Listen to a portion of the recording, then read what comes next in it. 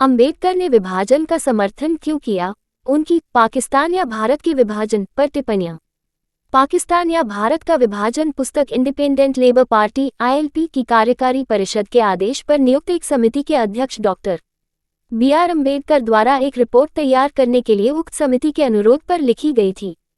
पाकिस्तान उद्देश्य ये तय करना था कि ILP को मुस्लिम लीग के लाहौर प्रस्ताव में परिकल्पित पाकिस्तान की परियोजना के प्रति क्या रवैया अपनाना चाहिए। थेकर एंड कंपनी ने पुस्तक का पहला संस्करण दिसंबर 1940 में प्रकाशित किया था।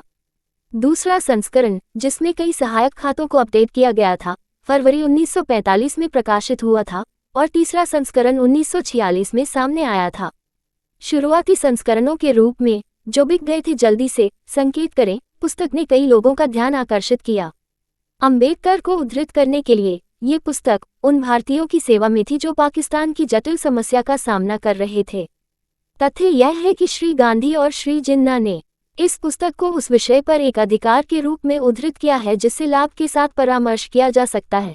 ये पुस्तक के महत्व को बताता है। 1-2 वर्तमान लेख doctor Baba Saheb Ambedkar writings and speeches के खंड 8 में शामिल अम्बेडकर के पाठ को बारीकी से पढ़ने पर आधारित है, जिसे पहली बार 1990 में महाराष्ट्र सरकार द्वारा प्रकाशित किया गया था और 2014 में डॉक्टर अम्बेडकर फाउंडेशन द्वारा पुनः मुद्रित किया गया था। पुस्तक एक प्रस्तावना और एक परिचय के साथ शुरू होती है। फिर पुस्तक की सामान्य इकाइयों का अनुसरण करें। पाकिस्तान के लिए मुस्लिम मामला, पाकिस्तान के खिलाफ हिंदू मामला, पाकिस्तान नहीं तो क्या, पाकिस्तान के विभिन्न विकल्पों और उनकी व्यवहार्यता का आकलन, पाकिस्तान और अस्वस्थता, क्या सामाजिक और सांप्रदायिक समस्याएं दूर हो रही हैं, पाकिस्तान के निर्माण द्वारा हल किया जाना है, और आलोचकों द्वारा उठाई गई समस्याओं पर अम्बेडकर के अपने विचार और विभाजन के लिए उनकी व्यावहारिक रणनीतियां एक उपसंहार और समृद्ध जानकारीपूर्ण परिशिष्टों के साथ समाप्त होती हैं। अम्बेडकर यह कहते हुए शुरू करते हैं कि पाकिस्तान के लिए तर्कों को तार्किक रूप से विचार में लाया जाना चाहिए और संक्षेप में और हास्यास्पद रूप से खारिज नहीं किया जाना चाहिए, क्योंकि इसके पीछे भारत के 90% मुसलमानों की भावनात्मक समर्थन नहीं तो भावना तो है। 8 इस प्रश्न का निर्णय हिंदुओं और मुसलमानों को स्वयं करना होगा। उन्होंने बल और प्रतिरोध की निरर्थकता पर एडमंड बक को उद्धृत करते हुए साबित किया कि पाकिस्तान को परास्त करने के लिए जोर जबरदस्ती कोई समाधान नहीं है। यदि भारतीय आत्मनिर्णय के लिए लड़ रहे थे, तो उन्हें ये स्वीकार करना होगा कि किसी को भी आत्मनिर्णय से वंचित नहीं किया जा सकता, जिसमें मुसलमान भी शामिल हैं। पाकिस्तान के समर्थक एक केंद्रीय सरकार की स्थापना का विरोध करते हैं और हिंदुस्तान और पाकिस्तान के लिए एक केंद्रीय सरकार चाहते हैं। भारत के लिए एक नया संविधान तैयार होने से पहले पाकिस्तान के विवाद को हल किया जाना चाहिए, क्योंकि यदि गणतंत्र के गठन के बाद मुस्लिम प्रांत अलग हो जाते हैं, तो इससे अन्य प्रांतों के अलगाव के आग्रह को बढ़ावा मिलेगा, साथ ही विभिन्न हिंदू के बीच सांस्कृतिक विरोध भी पैदा होगा। प्रांत और उन पर केंद्रीय राजस्व का अनुपातहीन बोझ उत्प्रेरक के रूप में कार्य कर रहा है। पाकिस्तान के लिए मुस्लिम केस चाहता है जातीय रूप से समरूप प्रशासनिक क्षेत्रों का निर्माण। इन क्षेत्रों में से, जो मुख्य रूप से मुस्लिम हैं, एक अलग संप्रभु राज्य बनाया जाएगा, क्योंकि मुसलमान स्वयं एक अलग राष्ट्र का गठन करते हैं और एक राष्ट्रीय घर की इच्छा रखते हैं, और क्योंकि हिंदू मुसलमानों के साथ दोयम दर्जे का नागरिक व्यवहार करने के लिए अपने बहुसंख्यकों का शोषण करना चाहते हैं। उत्तर पश्चिम में प्रांतों को जोड़ने के विचार पर सरकार पहले भी कई बार विचार कर चुकी है और 1905 में बंगाल को सांप्रदायिक आधार पर विभाजित किया गया था, जो इस तथ्य की गवाही देता है कि लीग की दृष्टि उतनी चौंकाने वाली या चौंकाने वाली नहीं है। अभूतपूर्व जैसा कि हिंदू भारत इसका दावा करता है। हिंदू एक ही भौगोलिक क्षेत्र में रहने, नस्लीय समानता, भाषाई एकता और हिंदुओं और मुसलमानों के बीच सामाजिक क्षेत्र में कुछ समानताओं पर जोर देते हैं ताकि यह साबित किया जा सके कि मुसलमान एक अलग राष्ट्र नहीं है और एक राष्ट्र भारत का अस्तित्व है, जिसके लिए बहुत कुछ जिम्मेदार है। इस तथ्य से कि यूरोप के असंख्य देशों के बीच हिंदू को ये स्वीकार इस तथ्य से कि यूरोप के असंख्य देशों के बीच हिंदू को ये स्वीकार करने में शर्म आती थी कि कोई भारतीय राष्ट्र अस्तित्व में नहीं था, और इस तथ्य से कि हिंदू को यह एहसास हुआ कि एक राष्ट्र के अस्तित्व से उसकी स्वतंत्रता की मांग को और अधिक बल मिलेगा। लेकिन समानता यांत्रिक कारणों का परिणाम है, अपूर्ण रूपांतरण और एक सामान्य वातावरण का प्रभाव, और जो चीजें विभाजित करती हैं वे एकजुट होने वाली चीजों की तुलना में कहीं अधिक महत्वपूर्ण है। 36 यहाँ 3 बिंदुओं पर विचार किया जाना चाहिए। भारत के मुसलमान एक विशिष्ट समूह हैं। उनमें केवल अपने समूह से संबंधित होने की लालसा है। किसी अन्य समूह से नहीं, और एक भारत का इतिहास हिंदुओं और मुसलमानों के बीच दुश्मनी का है। ये सभी एक मुस्लिम राष्ट्र के अस्तित्व को मान्य करते हैं, और इस तरह पाकिस्तान की उनकी मांग कुछ आधार पर खड़ी होती है। एक राष्ट्र बनाने के लिए किसी औचित्य की नहीं बल्कि एक राष्ट्र बनाने की इच्छा की आवश्यकता होती है। बहरहाल, अगर मुस्लिम शिकायतों के बारे में पूछा जाए तो वे बहुत हैं। उनका दावा है कि संवैधानिक सुरक्षा उपाय उन्हें हिंदू बहुमत के अत्याचार से बचाने में विफल रहे हैं। 42 कांग्रेस द्वारा लीग को मुसलमानों के एकमात्र प्रतिनिधि के रूप में पहचानने से इनकार, बहुमत के समर्थन वाले प्रतिनिधि के रूप में स्वीकार करने के मानदंड के विपरीत, और लीग के 7 प्रांतों में गठबंधन मंत्रालय बनाने से कांग्रेस के डर को गहरा कर दिया। लीग ने कहा कि मुसलमानों का प्रतिनिधित्व अप्रतिनिधित्व या अल्पप्रतिनिधित्व रहेगा। ब्रिटिश शासन के दौरान मुसलमानों की स्थिति स्वामी की स्थिति से घटकर सहप्रजा की स्थिति में आ गई थी, और अब उन्हें डर था कि वे हिंदुओं की प्रजा बनकर रह जाएंगे। हिंदुओं को पाकिस्तान की योजना पर आपत्ति है क्योंकि उन्हें लगता है ये भारत की एकता को तोड़ देगा, ये भारत की रक्षा को कमजोर कर देगा, और यह सांप्रदायिक समस्या को हल करने में विफल रहता है। हिंदुओं का दावा है कि संपूर्ण वर्तमान भारत सदैव एक था, लेकिन ये तथ्य विवादित है, और हालांकि हुआन त्सांग के समय में एक भूमि का कुछ अस्पष्ट विचार मौजूद था, यह एक ऐतिहासिक तथ्य है और चूंकि वर्तमान स्थिति अलग है, इसलिए इतिहास का सहारा लेना कोई समझदारी नहीं है। हालांकि मुस्लिम आक्रमण के बाद मुसलमानों ने भारत के अधिकांश हिस्से पर शासन किया, लेकिन वे किसी भी तरह से हिंदू धर्म को उखाड़ फेंकने और इस्लाम की स्थापना करने पर आमादा थे, लगभग हमेशा हिंसक। अंबेडकर लिखते हैं, दोनों के बीच उनकी कड़वाहट इतनी गहरी है कि राजनीतिक जीवन की एक सदी भी इसे शांत करने में सफल नहीं हुई है, न ही लोगों को इसे भुलाने में। 64 उत्तर भारत मुख्य रूप से उत्तर पश्चिम ट्रेन के वैगन की तरह या भारत का अल्सैस लोरेन रहा है, जो बार बार शेष भारत से जुड़ा और अलग होता रहा है। 64-65 इसके अलावा भौगोलिक एकता, कोई एकता नहीं है, ये प्रकृति द्वारा इच्छित एकता है। ऐसा मामला जहां प्रकृति प्रस्ताव करती है और मनुष्य निपटता है। 65 प्रशासनिक एकता भी कोई एकता नहीं है, क्योंकि यह फिलहाल एकता है। इस प्रकार यदि कोई वास्तविक एकता मौजूद नहीं है तो उसके परेशान होने का कोई सवाल ही नहीं है। पाकिस्तान के निर्माण के कारण सुरक्षा के कमजोर होने की आशंकाओं के संबंध में 3 तर्क हैं। पहला ये कि पाकिस्तान के निर्माण से हिंदुस्तान बिना किसी वैज्ञानिक सीमा के रह जाता है, लेकिन वास्तव में वैज्ञानिक सीमा नाम की कोई चीज नहीं है, और एक भारत के पास कोई नहीं है। इसके अलावा एक बाधाओं के रूप में कृत्रिम किलेबंदी कहीं अधिक अभेद्य है। हिंदू संसाधनों के वितरण के सवाल पर चिंतित हैं, लेकिन क्षेत्रफल, जनसंख्या या राजस्व के संदर्भ में हिंदुस्तान के पास जो संसाधन होंगे वे पाकिस्तान के पास से अधिक होंगे। सशस्त्र बलों का प्रश्न एक और चिंता का विषय है। भारतीय सेना अंबेडकर के समय में मुख्य रूप से पंजाबी मुस्लिम थी, जिसे ज्यादातर हिंदुओं द्वारा दिए जाने वाले कर से उठाया जाता था। वे अंग्रेजों के अधीन विनम्र हैं, लेकिन संभवतः हिंदुओं के अधीन नहीं रहेंगे, जिन्हें वे हीन मानते हैं, और पश्चिम से भारत पर किसी भी मुस्लिम आक्रमण को रोकने की संभावना नहीं है। हिंदुओं के पास एक कठिन विकल्प है, एक सुरक्षित सेना या एक सुरक्षित सीमा, और पूर्व अधिक महत्वपूर्ण है। विवेकपूर्वक सोचते हुए हिंदू को पाकिस्तान की मांग पर सहमत होना चाहिए और स्वतंत्र होने पर अन्य हिस्सों से अपनी सेना जुटानी चाहिए। भारत, जिसके पास किसी भी तरह से कमतर सैनिक नहीं है। अंग्रेज आज पंजाबियों को सेना में भर्ती करते हैं, ये हिंदुस्तान की अन्य जातियों की मार्शलहीनता का कोई प्रमाण नहीं है, इस तथ्य को ध्यान में रखते हुए कि अंग्रेज अन्य समय में उनसे भारी भर्ती करते थे। अब सवाल यह है कि क्या पाकिस्तान सांप्रदायिक समस्या का समाधान कर सकता है? अलग निर्वाचन क्षेत्र, आनुपातिक प्रतिनिधित्व और मुस्लिम बहुल प्रांतों में सीटों के वैधानिक बहुमत के संबंध में मुस्लिम लीग की सभी मांगों को हिंदुओं के विरोध के बावजूद स्वीकार कर लिया गया। ये कि हिंदुओं को मुख्य रूप से हिंदू प्रांतों में वास्तविक वैधानिक बहुमत दिया गया था, मुसलमानों को वैधानिक बहुमत देने और इस तरह मुख्य रूप से मुस्लिम प्रांतों में स्थायी मुस्लिम शासन लागू करने का कोई औचित्य नहीं है, क्योंकि हिंदू पूरी तरह से वैधानिक बहुमत की इस अवधारणा के खिलाफ थे। मुसलमान जानते थे कि विभाजित हिंदू बहुमत के तहत उन्हें डरने की कोई जरूरत नहीं है, जबकि एकजुट मुस्लिम बहुमत के तहत हिंदुओं को बहुत डरना था। इस प्रकार मुस्लिम बहुमत वाले प्रांतों में हिंदू अल्पसंख्यकों पर मुस्लिम शासन पहले ही लागू किया जा चुका है। इसके अलावा अंबेडकर के अनुसार मुस्लिम प्रांत जानबूझकर लीग द्वारा समर्थित होने पर बनाए गए थे, क्योंकि उन्हें शायद लगा कि अगर हिंदू प्रांतों में मुस्लिम अल्पसंख्यकों पर अत्याचार किया गया तो यह मुसलमानों के हाथों में अपने प्रांत में हिंदू अल्पसंख्यकों पर अत्याचार करने का विकल्प दे देगा। यदि पाकिस्तान बन भी गया तो भी यह समस्या हल नहीं होगी, बल्कि साझा केंद्रीय सरकार के अभाव में और बढ़ेगी। ये समस्या तभी हल हो सकती है जब पाकिस्तान को अल्पसंख्यक हिंदू आबादी से रहित एक सजातीय राज्य बनाया जाए। ये आयत सीमाओं को बदलकर और ई जनसंख्या के आदान प्रदान द्वारा किया जा सकता है। हालांकि भारत को एकरूप नहीं बनाया जा सकता, लेकिन मुसलमानों का अवमूल्यन निश्चित रूप से हिंदुओं को अब की तुलना में अधिक लाभप्रद स्थिति में पहुंचा देगा। सवाल यह है कि क्या पंजाब और बंगाल के दोनों समुदाय सीमाएं दोबारा तय करने पर सहमत होंगे।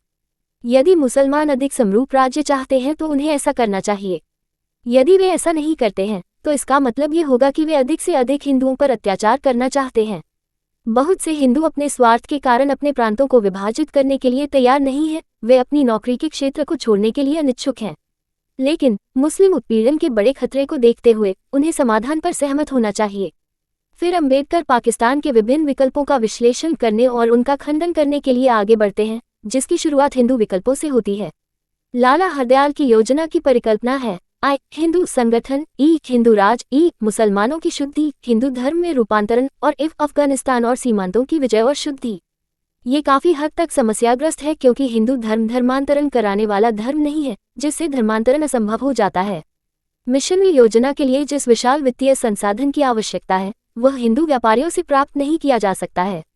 इसके अलावा सीमांत लोग और अफगान भी इतने कट्टर इस्लामी हैं कि धर्म परिवर्तन नहीं कर सकते। दूसरी ओर हिंदू महासभा एक हिंदू राष्ट्र चाहती है जिसमें मूल रूप से भारतीय सभी धर्मों को हिंदू के रूप में समूहित किया जाए, मुसलमानों को भी उतनी ही स्वतंत्रता और अधिकार देते हुए जितनी कि हिंदुओं को। वे चाहते हैं कि मुसलमान हिंदू राष्ट्र के साथ अधीनस्थ सहयोग की स्थिति में रहें जहां हिंदुओं का राज्य पर अधिक दावा हो। यहाँ ये दावा कि हिंदू अपने आप में एक राष्ट्र हैं इस बात का अनुसरण करता है कि मुसलमान भी एक अलग राष्ट्र हैं। लेकिन जैसा कि अम्बेडकर कहते हैं, विनायक दामोदर सावरकर जहां हिंदुओं को राष्ट्रीय मातृभूमि की अनुमति देते हैं वहीं मुस्लिम राष्ट्र को उससे वंचित करते हैं। फिर से सवाल उठाया जा सकता है कि सावरकर कैसे उम्मीद करते हैं कि असमान व्यवहार द्वारा दोनों देशों के बीच दुश्मनी के बीज बोने के बाद वे एक संविधान के तहत शांति से पनपेंगे। हालांकि श्री गांधी किसी भी कीमत पर हिंदू मुस्लिम एकता बनाने का प्रयास करते हैं। इसने अक्सर अन्य मुद्दों को इतना अधीन बना दिया है कि वो कई नकली मुद्दों का समर्थन करने लगे हैं और यहाँ तक कि हिंदुओं के प्रति मुस्लिम आक्रामकता को भी नजरअंदाज कर देते हैं, जबकि गौरक्षा के लिए हिंदू भावनाओं को पूरी तरह से दोहरेपन के साथ लुभाते हैं। 1920 और 1930 के दशक में ब्रिटिश भारत में सांप्रदायिक दंगों की भड़कना प्रयासों की विफलता को साबित करती है।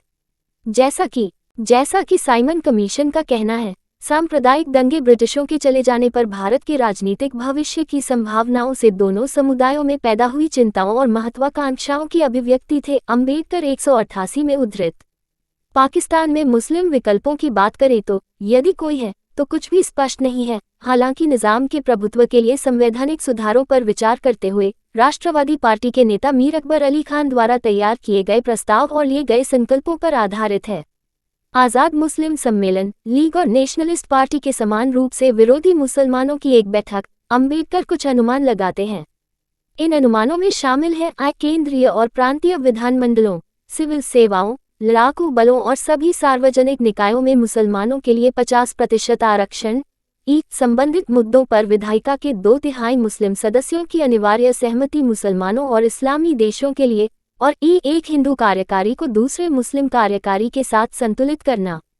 ये सब महज सुरक्षा उपाय नहीं है बल्कि मुसलमानों को उनकी सत्ता की महत्वाकांक्षाओं को पूरा करने और देश को उन्हें सौंपने के लिए प्रदान किए गए उपकरण हैं। फिर अम्बेडकर ने तुर्की और चेकोस्लोवाकिया से सबक लेना शुरू किया, जिन्होंने भारत की तरह कई देशों को शरण दी और उनके साथ सामंजस्य स्थापित करने की कोशिश की। 205 तुर्की साम्राज्य के अधीन विभिन्न ईसाई लोगों ने स्थानीय स्वायत्तता का आनंद लेने के बावजूद राष्ट्रवादी भावनाएं विकसित की और स्वतंत्र होकर उभरे। अरब साम्राज्य से अलग हो गए, हालांकि वे इस्लाम द्वारा तुर्कों से बंधे थे और उनके साथ समान व्यवहार किया जाता था। चेकोस्लोवाकिया में स्लोवाक राष्ट्रवाद, स्वायत्तता, आनुपातिक प्रतिनिधित्व, एक अलग संविधान, एक अलग प्रधानमंत्री और कई अन्य सुरक्षा उपायों से भी असंतुष्ट था। ये सभी उन्हें चेक से अलग करने वाले एक हाइफन उत्पन्न कर रहे थे, लेकिन चूंकि वही हाइफन उन्हें चेक से जोड़ता था, इसलिए उन्हें इससे नफरत थी। स्लोवाक लोग एक बार चाहते थे और इसे पाकर ही संतुष्ट थे। इस प्रकार अध्ययन से पता चलता है कि कोई भी बंधन राष्ट्रवाद की ताकतों का सामना करने में सक्षम नहीं है। ऐसा प्रतीत होता है कि मुस्लिम राष्ट्रवाद को भारतीय राज्य को बाधित करने से रोकने के लिए कुछ भी नहीं है। जार निकोलस आई ने तुर्की के क्षेत्र के नुकसान को एक मरते हुए आदमी की ऐंठन के रूप में माना, लेकिन अर्नोल्ड टॉयनबी इसे एक विषम मल को हटाने और एक नई त्वचा की प्राप्ति 219-220 के रूप में देखते हैं। इसलिए अंबेडकर की राय है, मुस्लिम क्षेत्र हिंदुस्तान पर एक असामान्य वृद्धि है और हिंदुस्तान उन पर एक असामान्य वृद्धि है। एक साथ बंधकर वे भारत को एशिया का बीमार आदमी बना देंगे। दो भागों में विभाजित होने पर प्रत्येक एक अधिक सजातीय इकाई बन जाएगा। अलग होने पर प्रत्येक एक मजबूत और सुव्यवस्थित राज्य बन सकता है। भारत को एक मजबूत केंद्र सरकार की जरूरत है, लेकिन जब तक पाकिस्तान भारत का हिस्सा रहेगा तब तक उसे यह नहीं मिल सकता। 220। फिर अंबेडकर उस चर्चा पर आगे बढ़ते हैं जिसे वे पाकिस्तान और अस्वस्थता के रूप में वर्णित करते हैं, जिसकी शुरुआत सामाजिक ठहराव से होती है। सामाजिक बुराइयां हिंदू और मुसलमानों दोनों के बीच मौजूद हैं, महिलाओं की अधीनता, जाति व्यवस्था और अस्पृश्यता आदि। हिंदुओं और मुसलमानों ने एक दूसरे से लड़ने के अपने बड़े लक्ष्य के लिए इन्हें दूर करने का काम स्थगित कर दिया है। पाकिस्तान हिंदुओं और मुसलमानों दोनों को एक दूसरे की गुलामी और अतिक्रमण के डर से मुक्त करता है, सतत संघर्ष का आधार, और इस प्रकार अंबेडकर का तर्क है, सामाजिक सुधारों का मार्ग खोलता है। 248। सामाजिक और राजनीतिक आक्रामकता हिंदुओं और मुसलमानों के बीच संबंधों को चिन्हित करती है। उनकी राजनीतिक मांगों की लगातार बढ़ती सूची, जिनमें से अधिकांश को अंग्रेजों ने मान लिया है, मुसलमानों की राजनीतिक आक्रामकता की अभिव्यक्ति है। मुसलमानों के प्रति हिंदू महासभा का अभद्र रवैया निश्चित रूप से प्रगति को अवरुद्ध करेगा, जबकि मुसलमानों और उनकी मांगों के प्रति सहिष्णुता और तुष्टीकरण की कांग्रेस की नीति भी समस्याग्रस्त है। अंबेडकर लिखते हैं, कांग्रेस ये समझने में विफल रही है कि तुष्टीकरण और समझौते के बीच अंतर है, और यह अंतर आवश्यक है।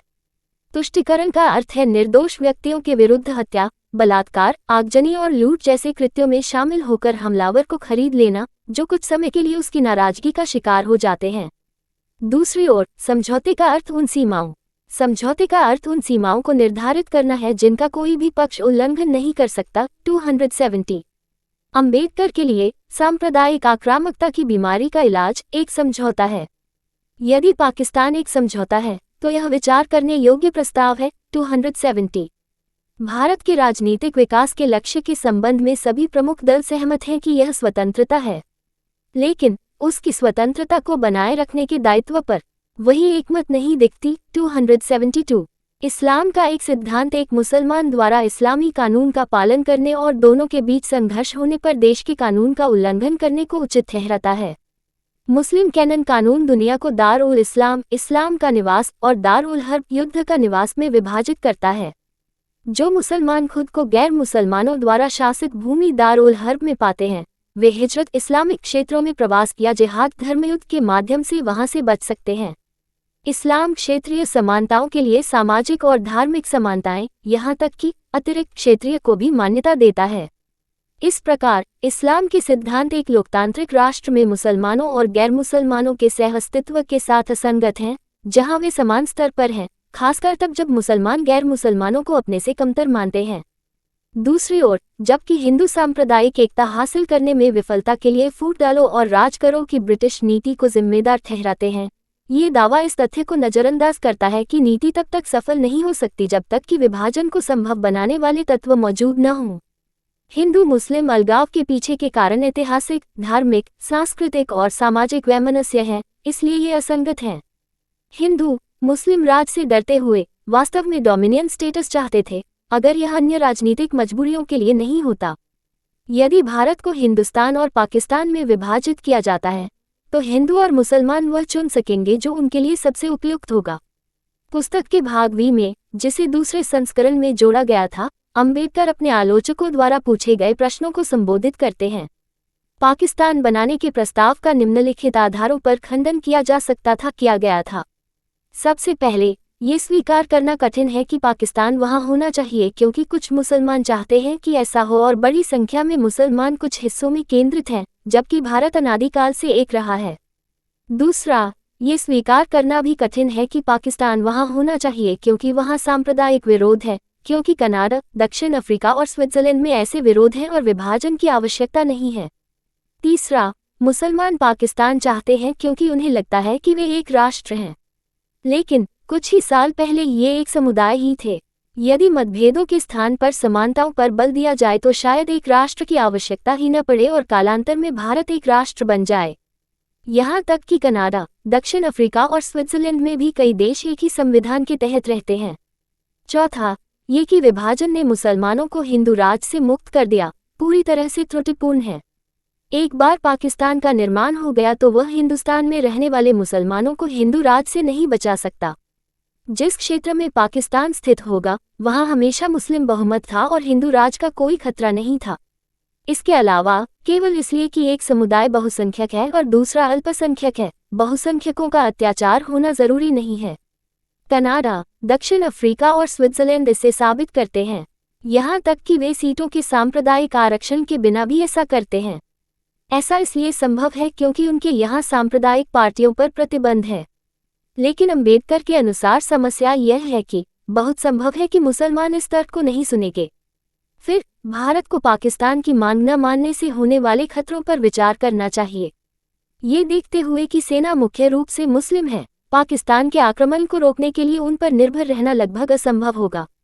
पुनः यदि स्वतंत्रता के बाद उथल पुथल भरा समय आएगा जब प्रत्येक समुदाय एक दूसरे के विरुद्ध षड्यंत्र रचेगा जो किसी न किसी रूप में गृहयुद्ध के समान होगा, तो स्वतंत्रता अवांछनीय हो जाती है। अंबेडकर के लिए संपूर्ण को संरक्षित करने के व्यर्थ प्रयास में उस हिस्से को खोना मूर्खतापूर्ण होगा जिसे कोई बचा सकता है। 368 हालांकि 368 हालांकि विभाजन को वास्तविकता बनाने के लिए भारत और पाकिस्तान के बीच की सीमाओं को रेखांकित करने की आवश्यकता है। सिंध, उत्तर पश्चिम सीमा और बलूचिस्तान की वर्तमान सीमाएं पंजाब और बंगाल के मुस्लिम बहुल क्षेत्रों को मिलाकर पाकिस्तान बनेंगी। इस प्रकार पंजाब और बंगाल के गैर मुसलमानों को पाकिस्तान से बाहर कर दिया जाएगा। लेकिन अन्य हिस्सों के गैर मुसलमानों के सामने दो रास्ते खुले हैं: आए पाकिस्तान में सुरक्षा उपाय या ई पाकिस्तान से प्रवास। यदि सरकार प्रवासन की बाधाओं, कराधान, अचल संपत्ति और मुद्रा विनिमय की समस्याओं को समाप्त कर देती है तो जनसंख्या का स्थानांतरण आसान हो जाता है। अंबेडकर का मानना है कि प्रवासन स्वैच्छिक होना चाहिए, लेकिन राज्य सहायता प्राप्त प्रवासन की योजना एक निश्चित निर्दिष्ट अवधि के लिए होनी चाहिए, ताकि लोग यदि प्रवास करने का निर्णय लेते हैं तो उन्हें उस अवधि के भीतर प्रवास करने के लिए प्रोत्साहित किया जा सके। स्वैच्छिक प्रवास की इस योजना से राज्य के खजाने पर ज्यादा बोझ नहीं पड़ेगा, क्योंकि पुरुषों को अपनी संपत्ति प्रिय होती है और इसलिए कई लोग स्थानांतरित होने के लिए तैयार नहीं होंगे। पाकिस्तान या भारत के विभाजन के अंतिम अध्याय में उस अधिनियम का एक मसौदा शामिल है जिसे अंबेडकर पाकिस्तान के प्रश्न को स्पष्ट रूप से हल करने के लिए सामने रखना चाहते हैं, जहां बंगाल और पंजाब के जिलों में जनमत संग्रह का समर्थन किया गया है। निष्कर्षतः पाकिस्तान या भारत का विभाजन एक प्रकार की अपील या दलील माना जा सकता है। पाकिस्तान की मांग, उसके विरोध और सभी पक्षों के तर्कों का विश्लेषण करने के बाद इसका उद्देश्य संभावित समाधान प्रस्तुत करना है। अंबेडकर के शब्दों का उपयोग करने के लिए उन्होंने उस प्रोलिक्स शैली को अपनाया है जो विक्टोरियन वकीलों को बहुत प्रिय थी, जिसके तहत दोनों पक्ष दलील और प्रतिकृति, प्रत्युत्तर और प्रत्युत्तर, प्रत्युत्तर और प्रत्युत्तर आदि के साथ एक दूसरे से प्रार्थना करते थे। 405 पाठ के दायरे में शामिल सामग्री इतनी विशाल है कि अंबेडकर भी मानते हैं कि इसे भारतीय राजनीतिक क्या है 11 कहा जा सकता है। वास्तव में विभाजन हुआ, इस प्रकार एक तरह से अंबेडकर सही साबित हुए। फिर भी मेरे विचार में सैद्धांतिक रूप से अंबेडकर की टिप्पणियों पर कम से कम 3 स्तरों पर सवाल उठाए जा सकते हैं। सबसे पहले, जहां तक हिंदुओं और मुसलमानों के बीच शत्रुता पर उनकी राय का सवाल है, उनके द्वारा इस्तेमाल किए गए अधिकांश उदाहरण मध्य युग से या कुछ नेताओं के भड़काऊ भाषणों से आते हैं, जबकि सद्भाव के समान रूप से सम्मोहक उदाहरण, जैसे कि सामने आए स्वतंत्रता के लिए साझा संघर्ष के दौरान अंबेडकर ने उन्हें पर्याप्त जगह नहीं दी। दूसरे, ये कि मुस्लिम लीग मुख्य रूप से मुस्लिम जमींदारों की पार्टी थी और वे मुस्लिम जमींदारों के अधिकारों को बनाए रखने के इच्छुक थे। ये स्पष्ट रूप से नहीं कहा गया है, यदि कहा जाता तो पाठक के सामने चिंता पैदा हो सकती थी। लीग को मुसलमानों के प्रतिनिधि के रूप में स्वीकार किया। अंत में अंबेडकर कहते हैं कि भले ही मुस्लिम लीग की चिंताएं, शिकायतें और मांगें खोखली साबित हों, उन्हें स्वीकार करने की आवश्यकता है क्योंकि मुस्लिम इसके लिए दबाव बनाने में बहुत आक्रामक हैं और इसे नहीं छोड़ेंगे। क्या इसका मतलब यह नहीं है कि पाकिस्तान को ताकत सही है के सिद्धांत पर अनुदान दिया जाना चाहिए जो लोकतंत्र के विचार के विपरीत है? इसके अलावा पाकिस्तान के समर्थकों के लिए मुस्लिम शब्द और इसके विरोधियों के लिए हिंदू शब्द का उपयोग आज थोड़ा परेशान करने वाला है, और ऐसा शायद उन विभाजन पूर्व दिनों में कबूतरबाजी के दोष के कारण हुआ था जिससे ये ग्रस्त है। अंबेडकर को पूरा यकीन था कि जनसंख्या का स्थानांतरण इतना छोटा होगा कि इसे किसी समस्या के रूप में मानने की कोई आवश्यकता नहीं है, लेकिन वास्तव में यह एक बोझिल विरासत के साथ एक गंभीर त्रासदी के रूप में सामने आई। अंबेडकर अपने विश्लेषण में बहुत तर्कसंगत और गणनात्मक थे और शायद उस बिंदु पर खड़े होकर न केवल अंबेडकर के लिए बल्कि किसी के लिए भी यह मापना असंभव था कि विभाजन और जनसंख्या के हस्तांतरण का अंततः क्या परिणाम होगा। यहाँ मुहैया सूचना सिर्फ मान्यताओं और जानकारियों पर आधारित है। यहाँ ये बताना जरूरी है कि यह मेरा वीडियो किसी भी तरह की मान्यता जानकारी की पुष्टि नहीं करता है। किसी भी जानकारी या मान्यता को अमल में लाने से पहले संबंधित विशेषज्ञ से सलाह लें। धन्यवाद।